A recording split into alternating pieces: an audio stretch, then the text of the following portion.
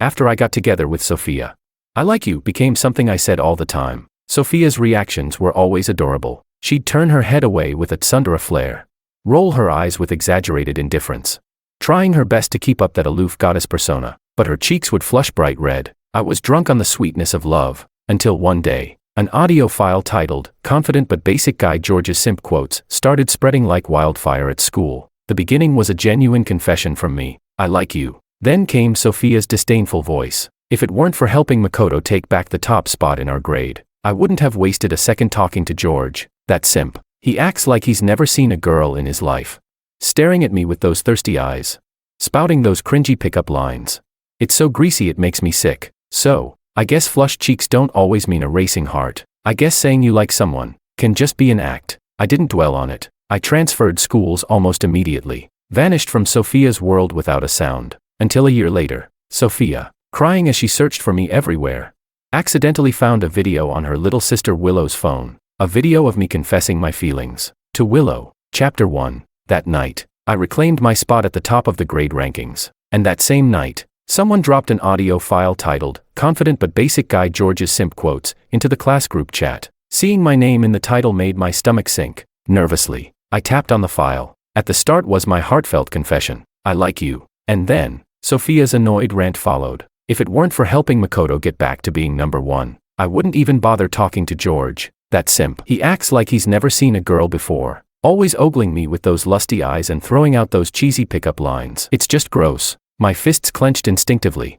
I could feel my nails digging into my palm, sharp pain shooting up, but I only tightened my grip, as if pain on the outside could numb the ache inside my chest. In the class group chat, everyone was going wild. George really is a simp. I remember him buying Sophia gifts, and she'd just toss them the second he turned away. Someone else replied, "LMAO. Simps always end up with nothing." Another chimed in, "That's BS." I remember it was Sophia who made the first move. Argue all you want, but I'm right. Someone backed them up. Exactly. From the start, Sophia only got with George to distract him so his grades would drop. That way, Makoto's ranking would rise. Another added, "Man, I always wondered why Sophia, who grew up with Makoto, suddenly got with George, the new transfer student." Turns out it was the classic honey trap. Ha ha ha. More voices joined in. Honestly, George hadn't even transferred in yet and Ito-senpai was always ranked first. The moment George showed up, Ito got dethroned. I'd be pissed too if I were him. And another said, "Serves him right." Honestly, Sophia wanted something and he'd bend over backward to get it. Ran miles to buy her food. Poured out all his feelings. That kind of simp was bound to get played. Everyone was having the time of their lives gossiping, totally forgetting I was still in the group chat. Or maybe, whether I was there or not never even mattered. Makoto and I were two different kinds of people. He was the class president, the model student, quiet, brilliant, by the book, while I was cheerful, outgoing, easy to get along with. At least, I thought I had a good relationship with my classmates. But today, I finally realized, it was all just my own wishful thinking. Silently, I left the class group chat. Chapter 2. I felt that no matter what, I still needed to confirm it with her directly. So I called Sophia. I wanted to ask her in person, was it really like what the recording said? That she was only with me because of Makoto, and being with me made her sick to her stomach. The phone rang for a long time before it was finally answered. There was a noisy, lively background on the other end. Sophia's soft and sweet voice hit directly in my ear. She said, "George?" I paused for a second and asked, "Aren't you supposed to be resting at home?" Before Sophia could reply, I heard a familiar male voice in the background. He laughed and said, "Sophia, come on, it's your turn." I heard it loud and clear. That was unmistakably Makoto's voice. Sophia quickly said to me, "George, something's come up here. Let's talk tomorrow." "Okay, I'll hang up for now." Before I could say anything in return, she had already hung up in a rush. The busy signal beeped sharply in my ear. I held onto my phone. A bitter feeling welling up in my chest, one that I couldn't quite put into words. Chapter 3. My mind was a complete mess. Just then, a WeChat notification popped up on my phone. I tapped to open it. It was a video from Makoto. In a dimly lit private room, the lights were hazy and suggestive. Makoto and Sophia were playing a game where they passed a beer bottle cap mouth to mouth. On top of the little cap, there was a tiny dice, teetering on the edge. Sophia's cheeks were flushed pink, and with her cherry lips holding onto the cap, she gazed at Makoto with shimmering eyes, like a sweet, obedient kitten. Makoto smirked and said, "Whose brilliant idea was this game anyway?" Mouth-to-mouth bottle cap passing. And the dice can't fall off. People around them thought he was backing out. And began teasing him loudly. Asking if he was scared, or just couldn't handle the game. Sophia looked visibly disappointed at their words. The sparkle in her eyes dimmed. Then, out of nowhere, Makoto leaned in and took the cap straight from Sophia's mouth. He turned his head and spat it out. Then kissed her deeply on the lips. A handsome man and a beautiful woman, locked in a passionate kiss. The scene looked like a romantic painting. Everyone watching froze for a couple of seconds. Then erupted into deafening cheers and screams. When the kiss ended, Makoto glanced at the bottle cap now lying on the ground and gave a lazy chuckle. The dice fell, he said. Then he casually raised both hands. I surrender. The video ended there. Makoto followed up with a few more WeChat messages. He said, George, congrats on being first in the year again. But oops, my bad. Heard you ask Sophia out for Japanese food after school, and she turned you down. Wanna guess why? Ha ha ha. Because I asked her out. After all, since I lost to you in grades, I had to win somewhere else, right? Borrowing your girlfriend for one night, hope you're not mad. I looked at his provocative texts, and suddenly, I laughed. How nice. All the things I'd been confused about, they finally made sense now. Chapter 4. After school today. I did invite Sophia to get Japanese food. At the time, I was still riding the high of scoring first place in the exams. I was walking with a spring in my step, probably a little too full of myself. I said, that restaurant's been open for half a year, and it's always packed. I've been wanting to take you there forever. Sophia rolled her eyes at me, clearly uninterested, even a little irritated. She said, it's just first place. Is it really something to get that excited about? I chuckled smugly and replied, of course it is. Our school is the top among the 4 famous high schools. I got first in the entire grade twice in a row here. Isn't that impressive? Isn't that something to be proud of? The gloom on Sophia's face only deepened. I read the room. And finally noticed that she didn't seem happy at all. She hadn't done well in this exam, sure. But she never really cared about grades. And her parents had never pressured her to excel academically, so it shouldn't have been the reason she looked so upset. Then what was it? Could it be that I did too well, and it made her feel bad by comparison? With that thought in mind, I confidently took Sophia's hand and said sincerely, grades don't mean everything. Everyone has their own strengths. In my heart, Sophia is just Sophia, whether you do well in school or not. I like you all the same, and I promise, no matter what you want to do in the future, I'll always be your biggest support. Sophia yanked her hand away and snapped viciously. George, aren't you tired of these cheesy pickup lines? You're the biggest simp I've ever seen in my life. I froze, staring at her, a little stunned. There was a dull ache in my chest, mixed with confusion. What did I say wrong this time that made her blow up like this? Is expressing love to someone you like really just being a pathetic simp? My parents are deeply in love. They always told me, son, don't hide your love. Say it out loud. Don't be stingy with your affection. Was everything they taught me all wrong?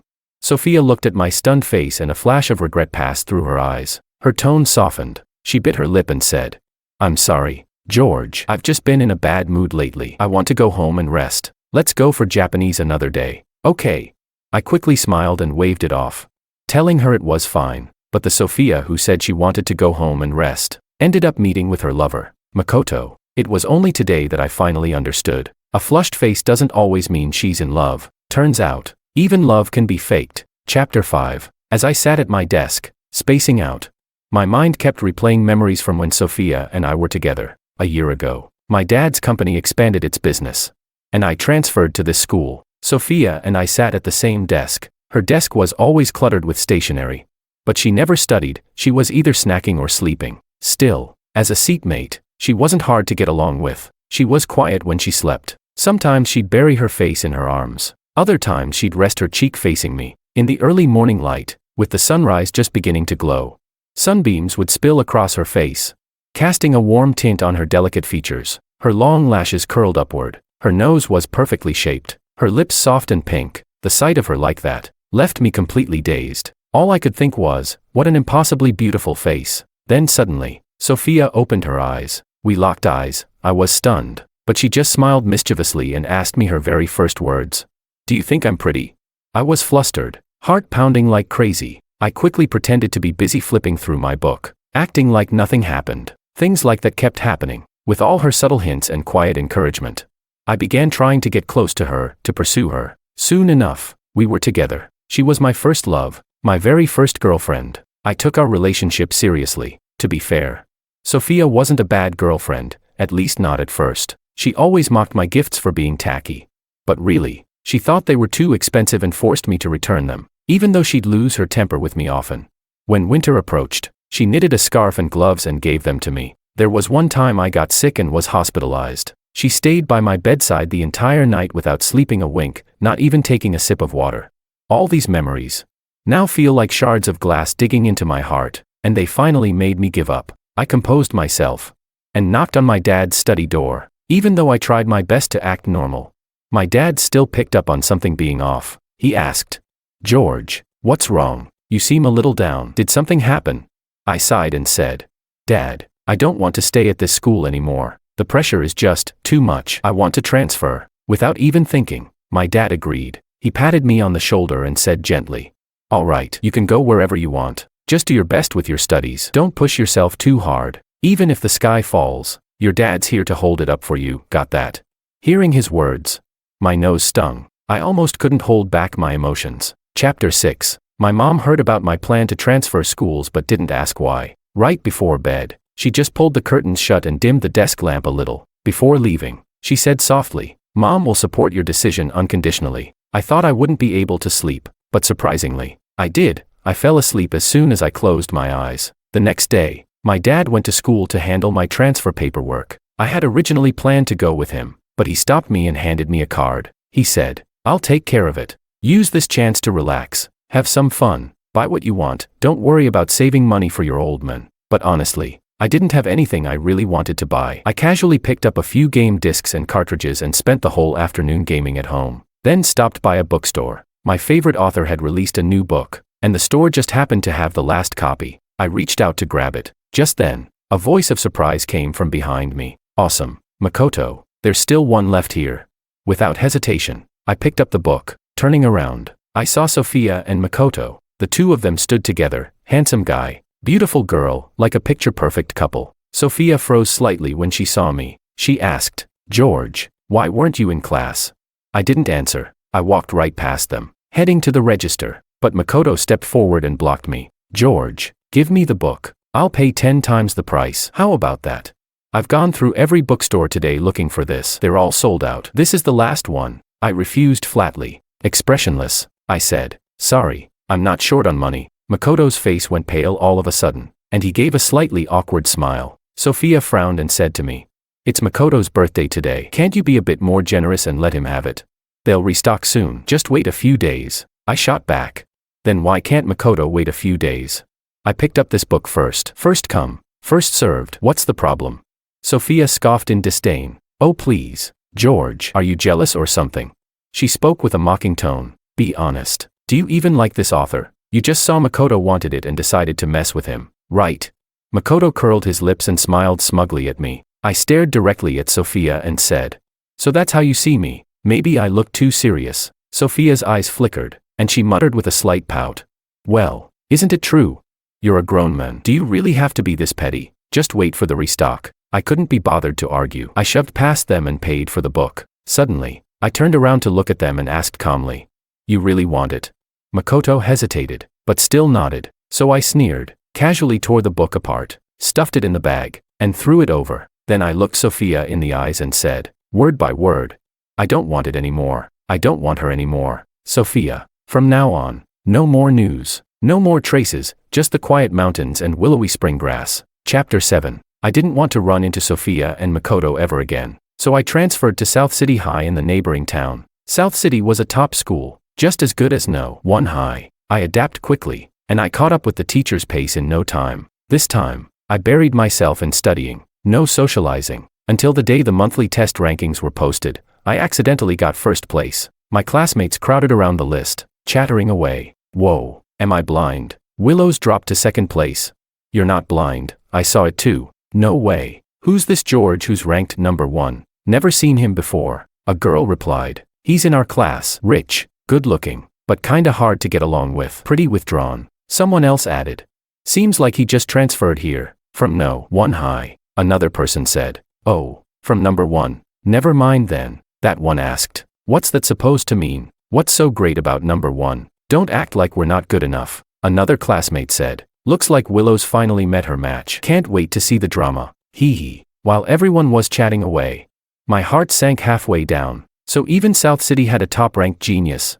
Makoto had already left me with a psychological scar. To avoid unnecessary trouble, I knocked on the homeroom teacher's office door during lunch break. There was a girl in the office too, strikingly pretty, slim, with refined features and a quiet demeanor. I couldn't help but glance at her a few more times. She probably noticed me looking. As I stared, one glance after another, she slowly lowered her already lowered head. The teacher asked me what I needed, and I remembered why I came. I said, Ms. I'd like to take a look at Willow's exam papers. The girl lifted her head and glanced at me. Ms. looked at her first, then turned back to me and joked. Why do you want to see her paper? Got a crush on her? Ms. was in her 30s but had a baby face. Dressed like a college student, a very approachable teacher. I wasn't surprised she joked with students, but before I could even feel embarrassed, the girl's face turned red. I looked at her in confusion, and saw her pale face slowly turn redder and redder, almost like it was on fire. Ms. asked again. I quickly replied, I just want to see how top students answer questions, so I can learn and improve. Ms. smiled and said, Willow didn't score higher than you. Don't come back showing lower scores next time. I instantly broke out in cold sweat. No offense intended, but, truth be told, I did want to score lower. I wanted to assess her abilities first. Then, in the next exam, I'd deliberately keep my score below hers to avoid stirring up unnecessary drama. Ms. didn't make things difficult and handed me the test papers. I carefully went through them, and after getting a general sense of Willow's level, I returned them. As I was leaving the office, the girl left too. We walked down the corridor of the school building, one in front of the other. Then we both walked into Class 1's room. Turns out, we're in the same class. Chapter 8. That little episode didn't really catch much of my attention. I went right back into machine mode, shutting out the world and focusing only on studying. Soon after, we had 2 more exams. I dropped from the top rank to second place, each time scoring exactly 10 points lower than Willow. Everyone's attention turned back to Willow. People were all saying how impressive she was, easily beating a former top student from No. 1 high. Secretly, I was thrilled. Nice one, me. Score control, mission success. On my way back to the classroom, my steps were noticeably lighter, but then, at a quiet corner, someone suddenly stopped me. It was the girl I had seen in the office before. Her bright eyes were practically blazing with fire. She looked angry and gorgeous. She asked, George, what exactly is your deal? I was baffled. Huh? She looked even angrier. She puffed up and said, Huh what? Huh? Carefully, I said. Hey, maybe you've got the wrong person. I don't know you. Isn't there someone else in our school also named George? The moment the words left my mouth, it was like I poked a hornet's nest. Her eyes turned red, and her voice was full of disbelief and hurt. She said, You don't know me? You seriously don't know me? What's wrong with that? I looked at her with complete innocence. The girl gritted her teeth and accused me. George, you're being such a jerk. You asked the teacher for my exam papers, saying it was to study, but actually it was to control your score. Every time you're exactly 10 points behind me. Do you think I'm dumb and wouldn't notice? The more she spoke, the sadder she looked. A thin mist welled up in her eyes. She said, And what's worse? She paused, then went on, You didn't even know I'm Willow. I was thunderstruck on the spot. Oh, God. So Willow was that girl I met in Ms. Chan's office. Chapter 9. That day, I almost made Willow cry. Being exposed by the person herself, I did feel a bit guilty. Controlling my score like that was kind of arrogant. Honestly, I just wanted to keep a low profile. Who would have thought I ended up making a scene right in front of the person I wanted to avoid? Ms. Chan almost died laughing when she heard. Turns out, she's Willow's aunt, and she loved the drama. She even rearranged our seats so that we became desk mates. Willow looked at me seriously and said, Wong, please respect me. Stop manipulating your scores. I nodded hard, holding up 2 fingers. I said, All right, I swear. After becoming desk mates with Willow, I realized she was truly gentle by nature. Whenever she couldn't out-argue me with logic, she would give me this helpless, slightly wronged look. Her way of addressing me even changed, from George to Little Wong. One afternoon, my mom called. She said a girl from No. 1 high had come to our house, really pretty, looking very sad. She said she was here to deliver a book and asked about me. My mom said, Son, is your transfer related to her? I didn't take her book. I told her you went abroad. I was surprised she guessed so easily. After all, I'd hidden my relationship with Sophia from both my parents. My mom chuckled and said, I'm your mother. Even if you don't say it, I can tell. Hearing about Sophia still made me a bit sad. Coincidentally, our latest exam results came out that day. Willow beat me by 1 point. She blinked in disbelief, her long lashes trembling. She asked, "You didn't hold back this time, did you?" I pretended to be devastated, covering my face and wailing. "You beat me by 1 point and still want to humiliate me. My heart hurts." It was just an act, but somehow, it really did sting a little. I actually started to feel down. Seeing me so gloomy, Willow panicked. She apologized in a flurry. "I'm sorry, George. I didn't mean it like that. Forgive me, please. If you forgive me, I'll do anything you ask." I instantly sprang back to life. I leaned close to her and asked with a grin. "Anything?" Her cheeks turned pink. She gave a shy little nod. I got excited, rubbing my hands together, racking my brain, but came up with nothing. My deskmate David, who I'd gotten pretty close with lately, rolled his eyes and suddenly had an idea. He said, "Hey, AI girlfriends are super trendy right now, right? Have Willow pretend to be your girlfriend until the college entrance exams." He looked at me eagerly and asked, "What do you think?" I stared at Willow and asked, "What do you think?" Willow's eyes widened. Then her face turned bright red. She lowered her voice and said, "No need to pretend." I saw her eyes sparkling, her bright gaze reflecting my dumbfounded expression. Chapter 10. The moment my heart started racing, I chickened out. I fled in panic. That's when I finally realized, I'm a total, hopeless perv. Whenever I see Willow's beautiful face, my brain crashes, and I lose all ability to think. You might think that's normal, but it's not. It's dangerous. So, I started avoiding Willow. I even asked David to switch seats with me. When Willow came to ask me questions, I replied solemnly, "You're not allowed to talk to me." She nodded obediently and said, "All right." But soon after, she came back with more problems. She said, "Little Wong, can you help me with this question?" I replied, "No talking." She pouted and said sadly, "Sorry, I forgot again." And so the cycle repeated. Chapter 11. Sophia got a call from her sister Willow late at night. Willow very seriously asked her how to make the guy she liked fall for her too. They were biological sisters. When they were 10, their parents divorced. Willow took their mother's last name and went with her. Sophia stayed with their father. Even after all these years, their sisterly bond remained. Sophia was a little surprised and asked, "Sis, are you in love?" Willow shyly admitted it. She said, "I like him a lot, but I don't know how to make him like me back." Sophia felt dazed. A voice from her memory echoed. That boy had said, "Sophia, you're so cute. Sophia, I really like you." He had always told her he liked her, openly, sincerely, without reservation. A teenage boy's feelings are intense. She couldn't help but be moved by him, like orange soda, bubbling up in her heart, rippling, turning into a sweet and sour secret. She almost forgot that she'd been with George because of Makoto, but Makoto had noticed earlier than she did. He had jokingly asked, "Sophia, don't tell me you've actually fallen for George."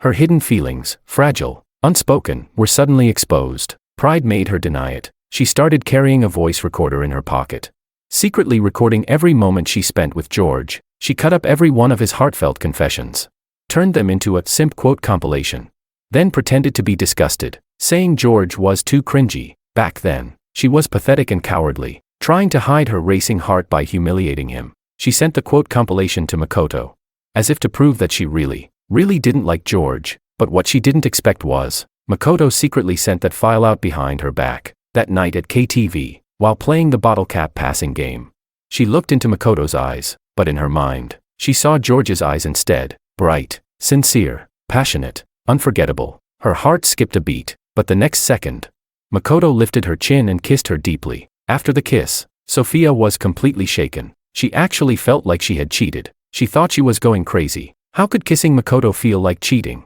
They were childhood sweethearts. Weren't they supposed to be perfect for each other? The last time Sophia saw George was at the bookstore. They argued over a book. Sophia asked him to give it to Makoto. At the time, it seemed simple to her. It was just a book, right? George was rich. Once it was restocked, he could buy as many copies as he wanted. But later she realized she was wrong, and she would never get the chance to make it right, because George suddenly disappeared, before she could even realize how she truly felt about him. He vanished from her world without warning, and it wasn't until then that she found out that Simp quote compilation had been leaked by Makoto. Furious, she went to confront him. Makoto tilted his head and replied coldly, "Sophia, you recorded those yourself?" Sophia's face went pale. That's right, she recorded them herself. If she did, why be afraid he'd hear them? She tried to convince herself, so what if he disappeared? It didn't matter. It was all fake anyway. but over time. Sophia found herself thinking about George more and more. By the 99th time that cheerful, confident smile popped into her head. She finally admitted it. She liked George too. She went almost crazy trying to find out where he'd gone, pestering the homeroom teacher, but the teacher didn't know either. All she could find was the address of George's family villa. She went there holding the book she had carefully prepared. George's mother answered the door. She wore a polite smile, but her eyes were distant. She didn't take the book, and told her George had gone abroad. Did he really go abroad? With tears in her eyes, Sophia walked away from the Wong house, her heart heavy. It started drizzling softly. The shops on the street were blasting deafening music. Later, I finally learned how to love, but sadly, you were long gone. Vanished into the crowd. Gardenia's white petals land on my blue pleated skirt. I love you, you said softly. I lowered my head and smelled a faint fragrance. Sophia's heart broke. She stumbled and suddenly fell to the ground, crying her heart out on a street corner, surrounded by strangers. Big sis, are you listening? Willow's voice suddenly pulled her out of the memory. Sophia replied, what? Willow said, I was asking how to get a guy I like to like me back. Absent-minded, Sophia said, you got a short skirt, stockings, seduce him. Willow was speechless. Right before hanging up, Sophia suddenly remembered something and asked, by the way, is there a new transfer student at your school this term who gets really high grades?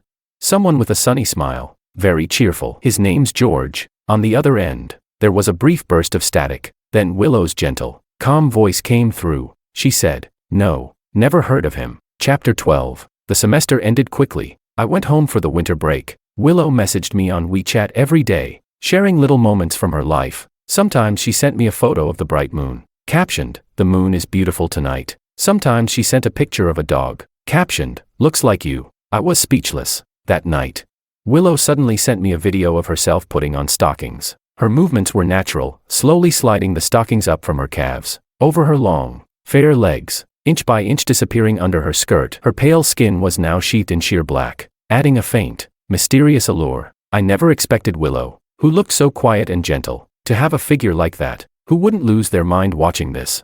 I quickly saved the video, then slowly replied with a single question mark. A second later, Willow recalled the message. She replied, sorry, sent it to the wrong person. I stared at her guilty backtracking, amused. Good thing I saved it in time. Fast hands win, slow hands lose. I tossed my phone on the bed and didn't reply. After I got out of the shower, I saw that Willow had sent over a dozen messages. I really sent it to the wrong person. Why aren't you replying? Picture, crying kitten. Okay, fine. I didn't send it by mistake. I meant to show you. I thought you'd like that kind of thing. You're a gentleman. I was too bold. I'm sorry. You don't think badly of me, right? I'm really sorry. I won't do it again. Talk to me, please. I'll apologize in person. I'm coming to see you. I was dumbfounded. In the middle of the night, she was coming to my house just to apologize. Does that make sense? I didn't know why, but my heart started racing. At 12:10 a.m., my phone screen suddenly lit up with a new message from Willow. She said, Little Wong, come to your window. I rushed to the window and looked down. Willow stood outside my house, smiling and waving. She looked pure and elegant, her figure slim and graceful. The night wrapped around her, the moonlight glowing softly on her face, like a painting that shouldn't be disturbed. I could hear my heart pounding like thunder. I think I finally understood how I felt about her. I threw on my shoes and ran downstairs. Worried, I asked, Willow, seriously, you really came all the way here this late? She pouted and said, I told you, I wanted to apologize in person. Her cheeks were flushed as she looked at me seriously. I'm sorry, George, I like you, but I don't know how to show it properly. So I did something stupid. You don't hate me, do you?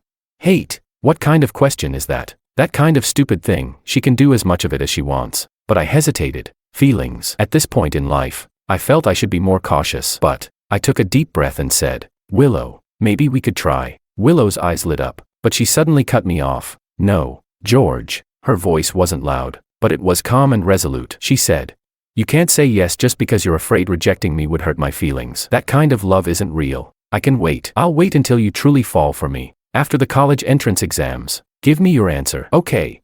Chapter 13. In the second semester of our senior year, we all buckled down. Our minds were fully set on studying. Even David, usually laid back, was tense as if heading into battle. Time flew by. As the college entrance exams approached, the school gave us time off. I didn't touch a single book, just stayed home, zoning out, resting for a day. That night, I got a WeChat message from Willow. Just a short sentence. Good luck. I believe in you. When I walked into the exam room, I was full of confidence, and everything went smoothly. After finishing the final subject on day 3, students surged toward the school gate like a roaring river. Parents had been waiting outside for a long time. Everyone was hugging, screaming, crying, laughing. All those sounds woven together, they were both an ending and a beginning, marking the close of high school, and the opening of a brand new chapter in life. After the exams, I began to seriously think about the promise I had made with Willow. She didn't rush me. She only asked me on WeChat which school I was applying to. I replied,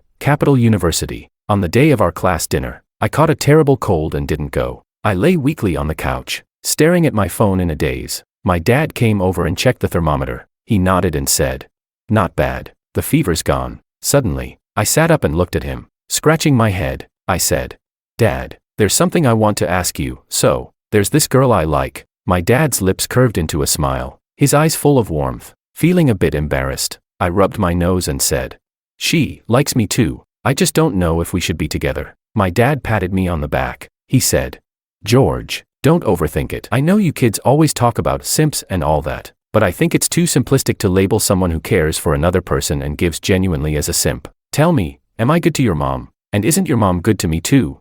What I want to tell you is, the ones who deserve blame are those who trample on others' sincerity, not the ones who offer it. There's nothing wrong with treating someone well. What matters is whether that person is worth it. So, if both sides are sincere, why shouldn't you be together?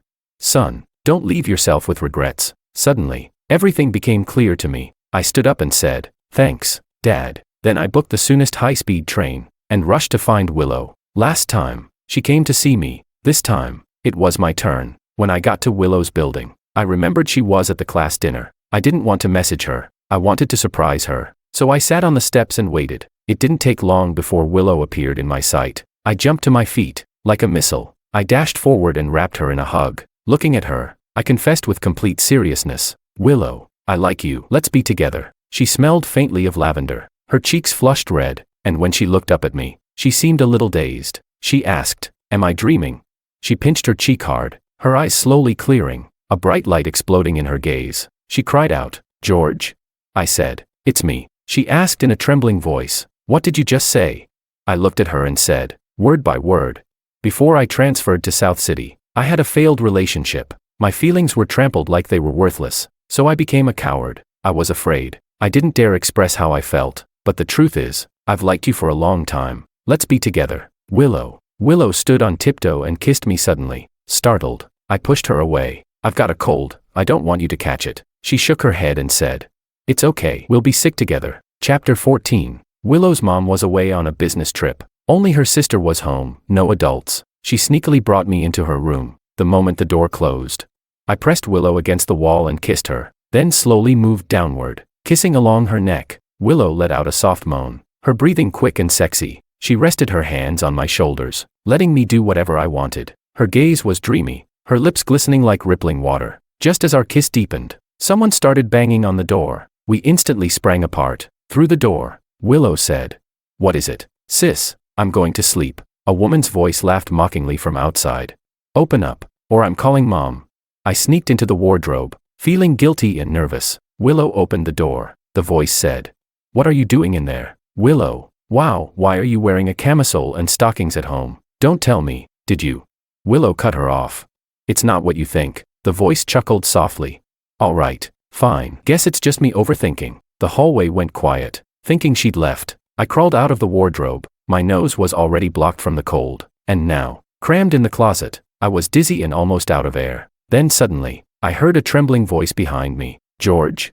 I turned to the sound. Sophia stood at the doorway, fists clenched, eyes red, staring at me. Chapter 15. I didn't expect to ever see Sophia again, and I definitely didn't expect that Sophia and Willow were biological sisters. They were nothing alike, neither in looks nor in personality. Complete opposites. With a hoarse voice, Sophia apologized to me. "I'm sorry, George. I was immature back then, and I did things that hurt you." I looked at her with an expressionless face. Sophia clutched my sleeve and slowly sank to her knees. Her voice trembled. "George, I've missed you so much. After you transferred, I kept searching for you. I nearly went crazy trying to find you, but you completely disappeared, like you were gone from the world. George, I love you." That audio clip was sent by Makoto. Not me. I didn't know anything about it. I never meant to hurt you. I've completely cut ties with Makoto now. Could you give me another chance? I pried her hand off, my tone calm and indifferent. Could you stop being so cringe? All this talk about love. How you went crazy trying to find me. Seriously. Isn't that embarrassing? Didn't you say those cheesy love confessions were gross and fake? You've got some nerve. And now you say Makoto leaked the audio. Would he even have it if you hadn't recorded it? Now you want to play innocent. You're pathetic. Sophia, don't bother apologizing. It's a waste of time. I'll never forgive you. Sophia looked at me in despair. Then suddenly, she pointed at Willow in anger. And you think she's any better than me? She knew I was looking for you. I even asked if she'd seen a transfer student named George, and she said no. She straight up said no. If I'm despicable, then what about her? Isn't she just as bad? She's nothing but a two-faced pretentious coquette. Smack! I slapped Sophia across the face. She froze in place, stunned, eyes wide with tears, but she didn't say a word. I didn't look at her again. I turned and took Willow's hand, walking straight out the door without a backward glance. Sophia stared at us, hand in hand, close, leaving together. Then she just let herself fall backward, collapsing onto the cold, hard floor. The bright lights above stung her eyes. She covered her eyes with the back of her hand. Tears rolled silently from the corners of her eyes. It felt like she had completely, irreversibly, lost George. Chapter 16. Not long after. A video of college freshmen from Capital University confessing their love to each other went viral online. A cheerful boy looked at the camera and said sincerely, "I like you." A beautiful girl blushed, speaking with a mix of seriousness and childlike pride. "I like you 100 times more than you like me, more than yesterday, and less than tomorrow."